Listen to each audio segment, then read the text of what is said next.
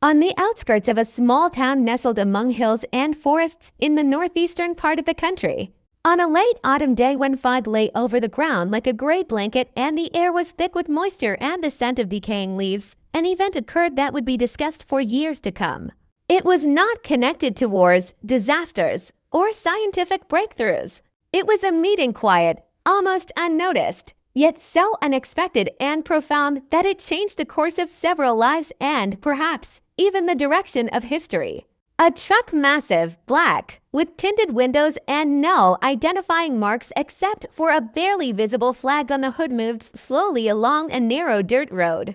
This was no ordinary truck. It was a mobile command center, specially adapted to transport the nation's highest-ranking official. Inside, behind reinforced partitions, sat the president, a man whose name echoed daily in the news, whose decisions shaped the fates of millions, whose face was familiar to every child, whose life was guarded with such meticulous care that even the wind around him seemed to follow protocol. He was traveling incognito, by personal order, without escort, without a convoy, only one driver and two bodyguards in bulletproof vests. Such trips were rare, but they happened.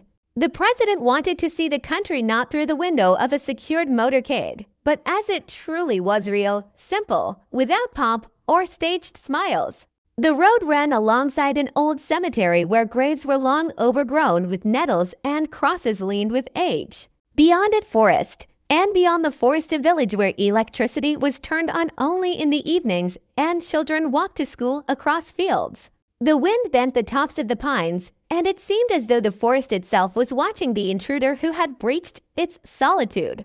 The truck, more resembling an armored tank than a regular vehicle, moved slowly, as if sensing that this was no place for haste. And then, as the fog thickened and the road narrowed to a minimum, a dog darted onto the asphalt.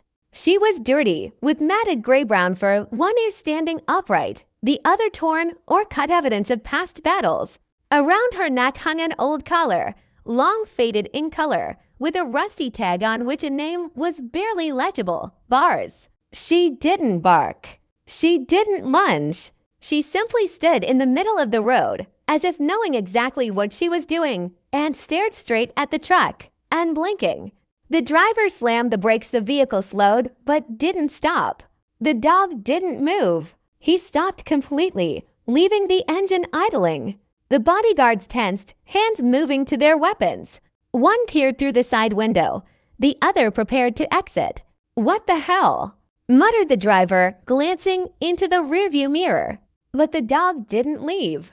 Instead, she took a step forward, positioning herself directly in front of the bumper, lowering her head slightly, as if issuing a challenge. Her eyes, one lighter, the other darker, were not fixed on the machine, but seemed to look inward, as if trying to reach someone behind the glass. The president, seated in the rear compartment, heard the brakes, felt the halt. He set aside the papers he had been reviewing and lifted his gaze. A camera feed flickered on the monitor screen. He saw her and froze. It was her. The very same dog. His heart clenched, not from fear, not from irritation, but from recognition, from pain, from a memory he had tried to bury for 10 years. He stood, opened the interior door without waiting for permission, ignoring the bodyguard's protests. The door hissed open on its pneumatic hinges. Cold air rushed in. He stepped out without a coat, without buttoning his jacket. The wind tugged at his hair, but he didn't feel the cold. He looked at the dog. She looked back. And in that moment, the world around seemed to stop. Even the wind fell silent. The fog hung in the air like a curtain. He knelt on one knee. The gesture stunned everyone.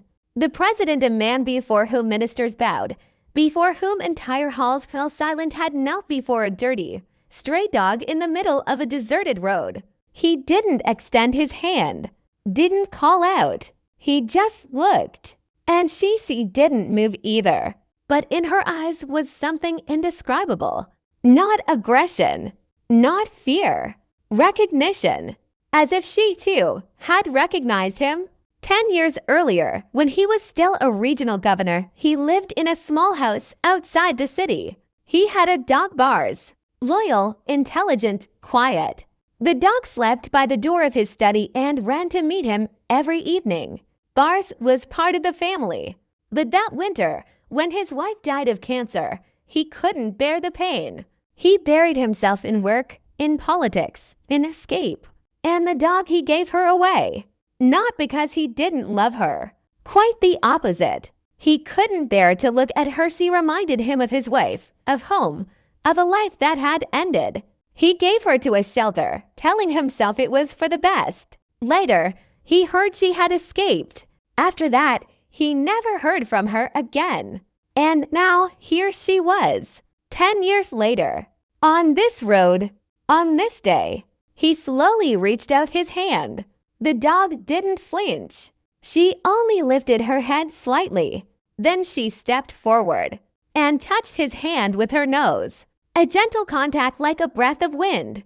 And in that instant, he felt something inside him break. He lowered his head, and tears he hadn't shed in years rolled down his cheeks. He wasn't crying from sorrow. He was crying because she remembered. Because she had waited. Because she had come. He gently stroked her head. Her fur was coarse, dirty, but warm. She whimpered softly, as if saying, "I knew you'd come back." He pulled her close, and she didn't resist. She laid her muzzle on his knee and closed her eyes. He stayed like that for a long time. 10 minutes. 15. Time lost meaning. When he finally stood, he said only one thing: "We're taking her with us." No one argued. The bodyguards carefully helped place the dog inside the truck. There was a designated area for animals' climate control, soft flooring, water. But she didn't lie down. She settled at his feet, just as she had 10 years ago, and didn't leave his side. On the drive back, he didn't speak. He only looked at her, and she only at him. The next day, a brief statement appeared in the media. The president has temporarily suspended his work schedule for personal reasons. No one knew the truth, only a few in his closest circle. But rumors spread quickly. A week later, a video surfaced online filmed by a passerby on a phone. It showed the black truck stopping, a man in a suit stepping out, kneeling before a dog, then embracing her. The video went viral. People wrote, "This is the most human moment of the year." Is he crying? The president. And the dog, she seems to know him. This isn't just a meeting. It's a miracle. But it wasn't a miracle. It was memory, loyalty, and forgiveness. Bars moved into the residence. They gave her a room near the president's study. She was bathed, groomed, taken to a veterinarian. It turned out she was old, about 13 years. She had joint issues, poor eyesight, but a strong heart. She didn't bark at guests, didn't run through the halls. She simply stayed close. Every morning, she lay by the study door. Every evening, she waited by the entrance for the president to return. Months passed. The president changed. He became gentler. He spoke more slowly. He often fell into thought. He canceled several harsh laws related to animals, signed a decree establishing a national network of shelters, used part of his personal funds to build a rehabilitation center for homeless dogs. He began visiting people not with security, not with protocol, but simply. People noticed. He smiled more. He listened. And Bars watched him every day. And every evening, before going to sleep, she placed her paw on the president's knee as if reminding him, "You're not alone. I'm here."